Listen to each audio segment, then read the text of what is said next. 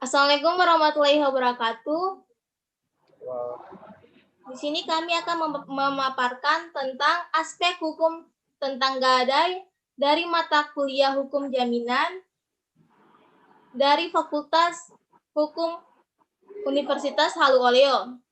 sayang waktu. Saya akan memperkenalkan anggota kami.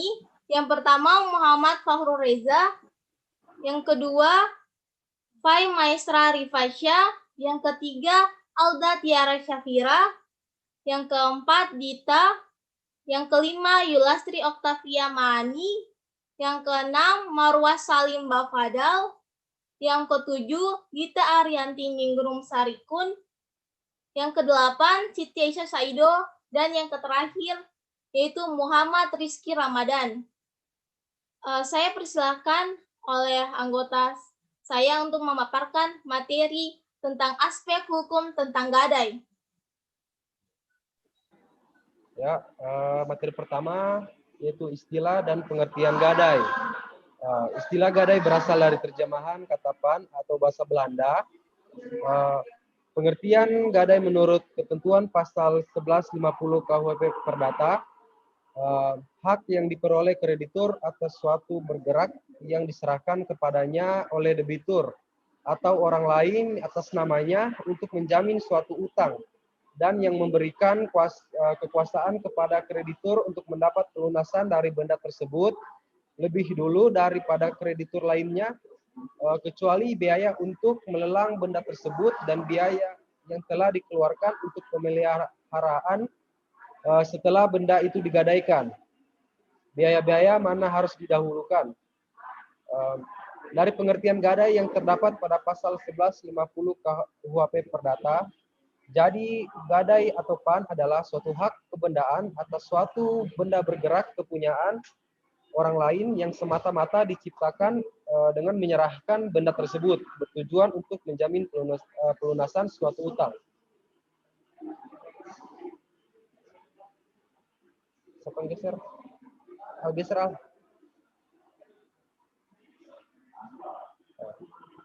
Slide kedua, pengertian gadai berdasarkan Peraturan Otoritas Jasa Keuangan Nomor 31 POJK 05/2016 tentang usaha pergadaian adalah suatu hak yang diperoleh perusahaan pergadaian atas suatu barang yang bergerak yang diserahkan kepadanya oleh nasabah atau oleh kuasanya sebagai jaminan atas pinjamannya, dan yang memberi wewenang kepada perusahaan pergadaian untuk mengambil pelunasan pinjaman dari barang itu dengan mendahului kreditur-kreditur lain, dengan pengecualian biaya untuk melelang atau menjual barang tersebut dan biaya untuk menyelamatkan barang tersebut yang dikeluarkan setelah barang itu diserahkan sebagai gadai. Biaya-biaya mana harus didahulukan. Selanjutnya saya akan serahkan kepada Pak Maestra untuk melanjutkan materi selanjutnya. Oke, terima kasih. Di sini saya akan menjelaskan unsur-unsur yang terdapat dalam gadai menurut Abdul Qadir Muhammad. Yang pertama, bukti yang diperoleh kreditur atas benda bergerak. Yang kedua, benda bergerak itu diserahkan oleh debitur kepada kreditur. Yang ketiga, penyerahan benda tersebut untuk jaminan utang. Yang keempat, hak kreditur itu adalah pelunasan piutangnya dengan kekuasaan melelang benda jaminan apabila debitur wan prestasi. Selanjutnya, pelunasan tersebut didahulukan dari kreditur lain. Yang keenam, biaya-biaya lelang dan pemeliharaan benda jaminan dilunasi lebih dulu dari hasil lelang sebelum pelunasan utang. Selanjutnya, saya akan menjelaskan sifat-sifat khusus gadai. Yang pertama, gadai bersifat asesor, artinya sebagai pelengkap dari perjanjian pokok, yaitu utang piutang. Adanya gadai tergantung pada adanya perjanjian pokok utang piutang. Tanpa perjanjian pokok utang piutang itu tidak ada gadai. Yang kedua, gadai bersifat jaminan utang, di mana benda jaminan harus dikuasai dan simpan oleh kreditur. Yang ketiga, gadai itu bersifat yang dapat dibagi, artinya sebagian gadai tidak hapus dengan pembayaran sebagian utang debitur. Hal ini ditentukan dalam pasal 1160 ayat 1 KUH Perdata. Oke, Selanjutnya saya akan serahkan kepada rekan saya. Selanjutnya, pasal 160 ayat 1 KUH Perdata menyebutkan bahwa gadai itu tidak dapat dibagi-bagi, meskipun utang itu dapat dibagi antara para ahli waris, debitur, atau para ahli waris kreditur. Ahli waris debitur yang telah membayar bagiannya tidak dapat menuntut kembali bagiannya dalam barang gadai itu. Sebelum utang itu dilunasi sepenuhnya, di pihak lain, ahli waris kreditur yang telah menerima bagiannya dan piutang itu tidak boleh mengembalikan barang gadai itu atas kerugian sesama ahli warisnya yang belum menerima pembayaran. Selanjutnya, subjek gadai terdiri atas dua pihak, yaitu pemberi gadai atau pengiver atau penerima gadai atau pennemer. Pengiver yaitu orang atau badan hukum yang memberikan jaminan dalam bentuk benda bergerak selaku gadai kepada penerima gadai untuk pinjaman uang yang diberikan kepadanya atau pihak ketiga. Unsur-unsur pemberi gadai yaitu A. Orang atau badan hukum, B. Memberikan jaminan berupa benda bergerak, C. Kepada penerima gadai, D. Adanya pinjaman uang. Selanjutnya, objek gadai adalah barang bergerak baik yang berwujud maupun tidak berwujud. Menurut D. Jaja S. Meliala, objek gadai atau benda jaminan seharusnya merupakan benda yang bisa dipindahtangankan, sebab eksekusi pada hakikatnya merupakan pemindahtanganan benda jaminan dari pemilik kepada pembeli. Selanjutnya, ketentuan untuk surat-surat berharga yang digadaikan. Untuk surat-surat berharga yang digadaikan,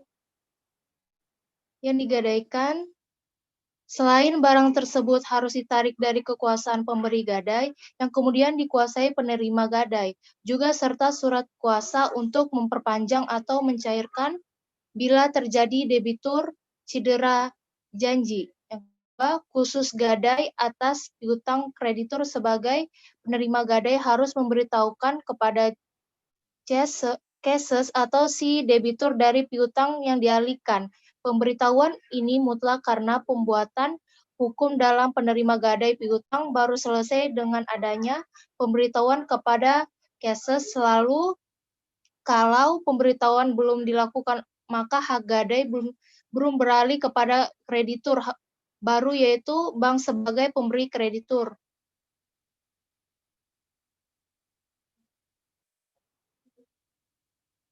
Bentuk perjanjian gadai. Bentuk perjanjian gadai dapat dilihat dalam pasal 1051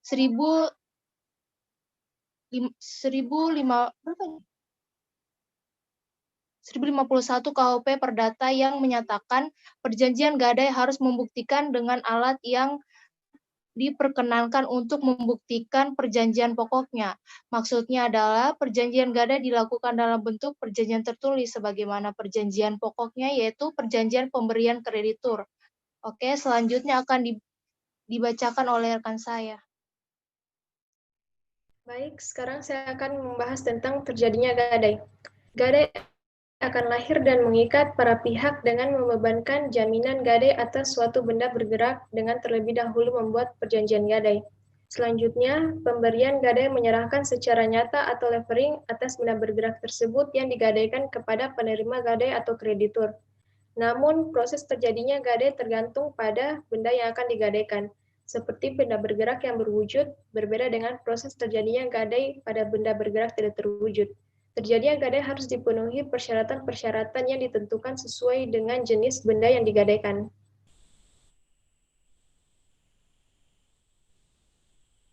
Selanjutnya, kewajiban atau tanggung jawab. Yang pertama, penerima gadai atau kreditur. Bertanggung jawab untuk hilangnya atau kemerosotan barangnya sekedar itu telah terjadi karena kelalaiannya. Harus memberikan pemberi gadai jika benda gadai dijual. Bertanggung jawab terhadap penjualan benda gadai. Yang kedua, pemberi gadai diwajibkan mengganti kepada kreditur segala biaya yang digunakan dan perlu, yang telah dikeluarkan oleh pihak yang tersebut belakangan guna keselamatan barang gadainya. Materi selanjutnya akan dibacakan rekan saya. Selanjutnya, saya akan menjelaskan hak penerima gadai.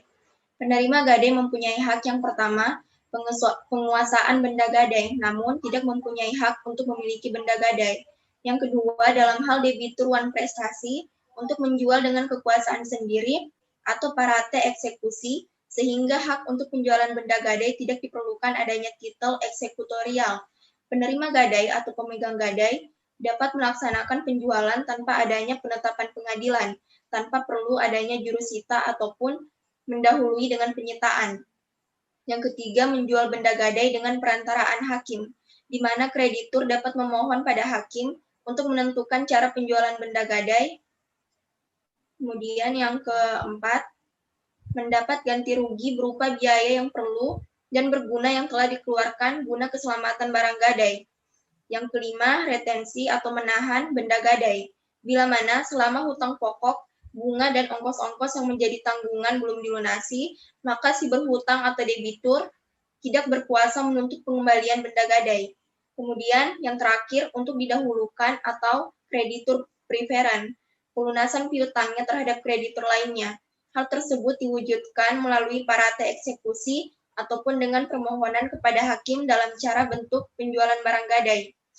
Pemberi gadai tetap mempunyai hak atas benda tersebut. Selanjutnya akan dijelaskan oleh Dita. Baik, saya akan menjelaskan tentang hak pemberi gadai. Yang pertama yaitu menerima uang gadai dari penerima gadai. Yang kedua, berhak atas barang gadai apabila utang pokok, bunga, dan biaya lainnya telah dilunasi. Yang ketiga, berhak menuntut kepada pengadilan supaya barang gadai dijual untuk melunasi utang-utangnya.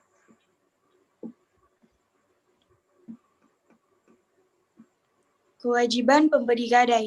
Yang pertama yaitu menyerahkan barang gadai kepada penerima gadai.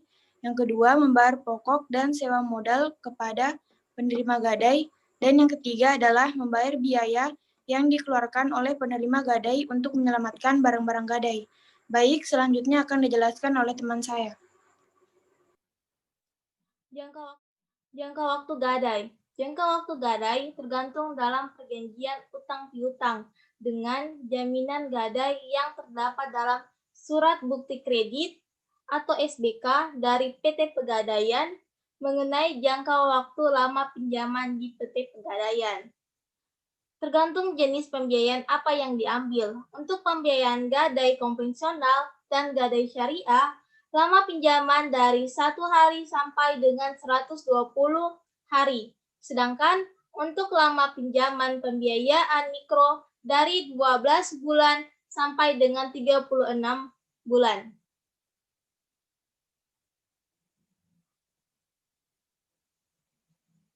Hapusnya gadai. Poin pertama yaitu apabila benda gadai dikeluarkan dari kekuasaan penerima gadai dan kembali ke tangan pemberi gadai. Poin kedua, manakala perikatan pokok telah dilunasi atau jika utang pokok telah dilunasi semuanya atau telah hapus. Poin ketiga, hilangnya atau dicurinya benda gadai dari penguasaan pemegang gadai atau penerima gadai, atau musnahnya benda gadai. Poin keempat, dilepaskannya benda gadai secara sukarela oleh pemegang atau penerima gadai.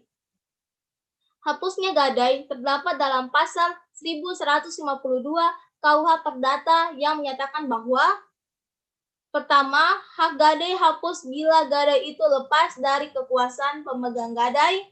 Yang kedua, bila barang itu hilang atau diambil dari kekuasaannya. Baik, terima kasih. Materi selanjutnya yaitu eksekusi. Apabila debitur dan pemberi gadai cedera janji, eksekusi terhadap benda yang menjadi objek jaminan gadai dapat dilakukan, yaitu dengan 2 tahap. Yang pertama, kreditur diberikan hak untuk menyuruh jual benda gadai sebelum kreditur menyuruh jual benda gadai yang digadaikan, maka ia harus memberitahukan terlebih dahulu mengenai maksudnya tersebut kepada debitur atau pemberi gadai. Yang kedua, suatu penjualan benda gadai oleh kreditur berdasarkan perintah pengadilan, maka kreditur wajib segera memberitahukan kepada pemberi gadai.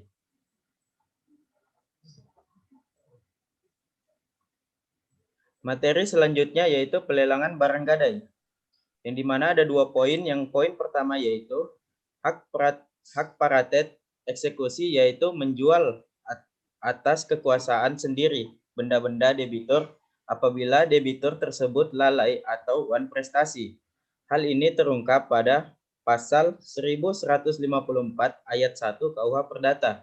Yang kedua, hak real execute, yaitu seorang kreditur juga memiliki hak untuk menjual barang gadai melalui perantara hakim yang tertera pada hal ini tertuang dalam pasal 1115